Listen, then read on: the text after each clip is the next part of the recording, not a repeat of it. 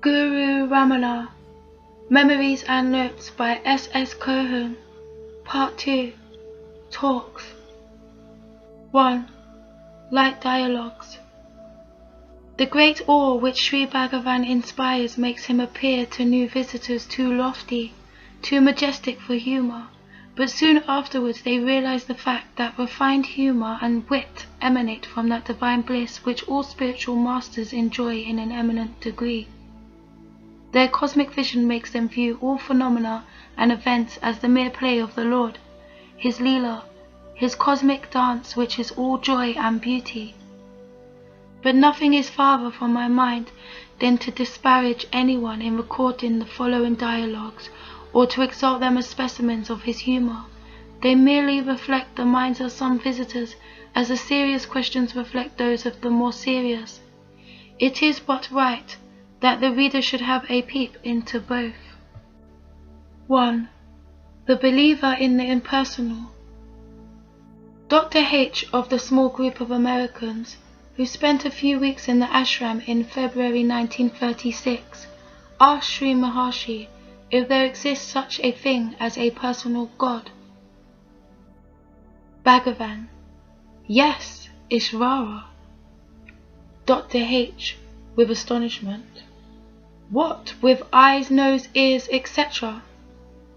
Bhagavan: Yes, if you have them, why should not God also have them? Questioner C: When I read in the Kabbalah and the Puranas that God has these organs, I laugh.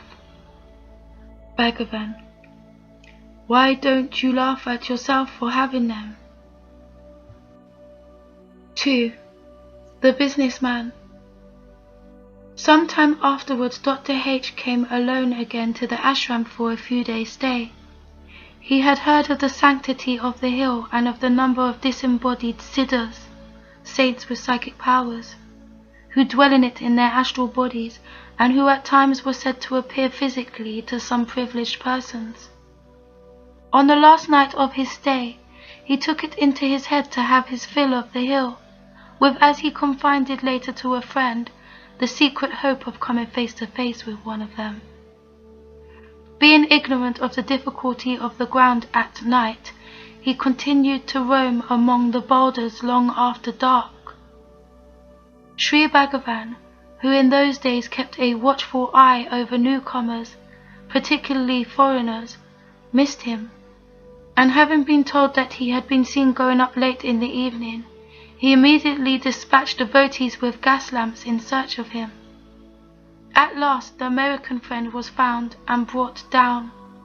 He entered the hall, jaded and with clothes wet from the drizzle that had fallen during his jaunt. There was a cane chair, the only one in the hall, opposite Sri Bhagavan's sofa. On that chair he sat, and started telling his adventure on the hill. After finishing his story, he turned to Sri Bhagavan and naively said, The American said, Oh, Maharishi, if you give me self-realization, how grateful I'll be to you. Bhagavan replied,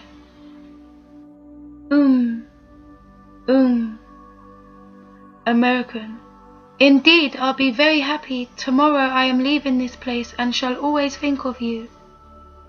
Bhagavan, gently chuckling: You will never go. American: Thinking that Maharshi was going to use siddhis to prevent him from going, he was very scared indeed. How? I am certainly going. I have urgent work in the United States. My passport is ready and my passage booked. I made all the necessary arrangements for my return journey. How do you mean I am not going? Bhagavan, still chuckling: You will never go, because you never came. It was only the car, the ship, the train, etc. that moved. You did absolutely nothing but sit all the time till you found yourself here. American, with a sigh of relief: Oh, that! 3. The pedant. On a summer morning, a middle-aged Tamilian entered and sat for about half an hour. His restlessness and rolling eyes suggested that he had something weighty on his mind. At last he spoke with an assumed humility, particularly as he chose to speak in English. Visitor says, "Swami, we ignorant people read so much, hoping to have an inkling of truth, but alas, the more we read, the more truth recedes from our ken. I have read all the Western philosophers, from Descartes to Bertrand Russell. They are all useless, but our rishi differ among themselves. Shankara says, 'Go on repeating, I am Brahman,' and you become Brahman. Madhvacharya says that the soul is ever separated from Brahman. You say, 'Inquire who am I,' and you will arrive. Many other teachers gave many other solutions. Is this not puzzling? Which of you is right?" Visitor, having waited in vain for about 5 minutes, he resumed with a mildly raised tone, "Swami, which way am I to go?" Bhagavan, with a gentle wave of the hand, "Go the way you came." 4. The Missionary. A few spick and span Europeans entered the hall one morning, slightly bowed to Bhagavan, and sat in the front row. Their leader was immediately recognized as a veteran missionary, famous for his fiery preachings in YMCA's Christian colleges and public halls of towns and cities in India. One of the others was his private secretary. The preacher began with a question to set the ball rolling towards his pet theme.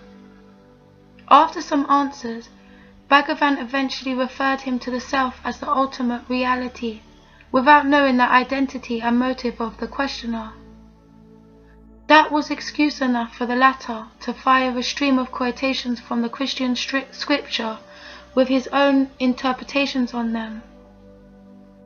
Fortunately, before he went very far, Major Chadwick, who at that time usually meditated there, shouted a challenge from the other end of the hall in a powerful stentorian voice, which took him completely by surprise and eventually made him think it wise to keep silent and soon afterwards leave the hall with his party.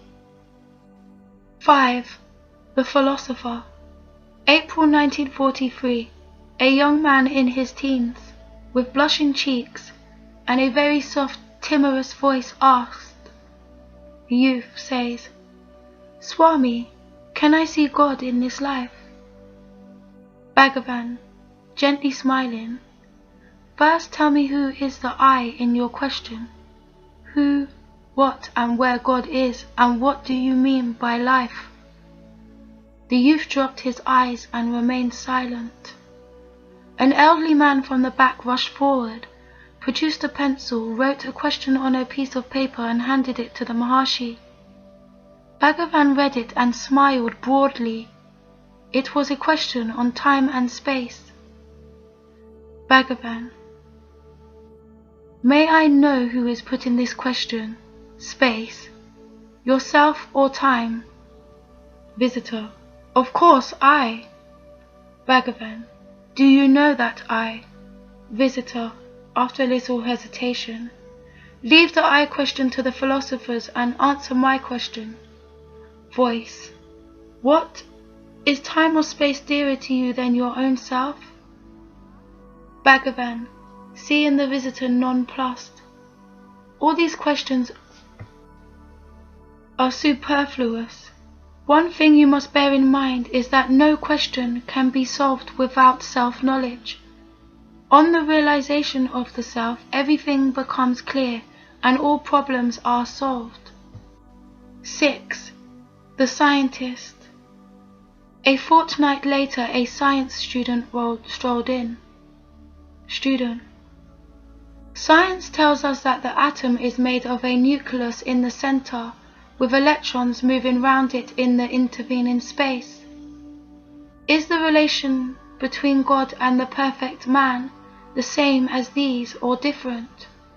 I mean, although God and the Jnani are one unit, yet they preserve their separate identities. Bhagavan says, who is the perfect man? Student: he who has perfected himself by sadhana. Bhagavan: so you think yourself imperfect that you ask this question? Will it not then be better for you to perform sadhana and perfect yourself, and then you will know what happens? Why bother now about a state which comes only after perfection? The fact is that you are even now perfect, and your supposed imperfection is only your own creation. 2nd of April 1937. 7. The Skeptic. A very busy Polish journalist came for a few hours this afternoon, within which time he expected to be shown the truth in the clearest possible manner. Paul: I have read in your books that one should inquire into the nature of one's I in order to know the truth, which you call the self. From biological science, I have my own answer to the question of my own identity. What I wish to know is, who are you, you who speak of and seem to have experienced the self? If another man confirms your statement, and so will a million, then there is the probability of the self. Bhagavan answers, have you no self yourself? Are you then in the region of probabilities, even with regard to your own self? Polish answer: yes, one cannot be sure of anything. Even God cannot be proved with absolute certainty. Bhagavan: leave God alone for the present. What of yourself? Polish: I want confirmation of the self. Bhagavan: you seek confirmation of yourself from others. How do you know that others exist? Polishman answers, by my senses. Bhagavan answers, my implies the I, which owns the senses. You take your existence for granted, at the same time ask others to prove it to you. Similarly, you admit the certainty of your senses, which see others, whilst denying all certainty. You see how you contradict yourself. The fact is that there are no others. There is no such a person as you. Each man, although addressed as you, styles himself as I. Even the confirmation you demand from others comes only from the I. You and they occur only to the I, without which they are meaningless. Polish: if you are right, what becomes of progress and science?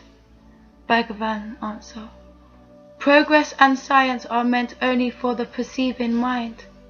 For whom is the progress if the mind is absent, say in deep sleep or in a swoon?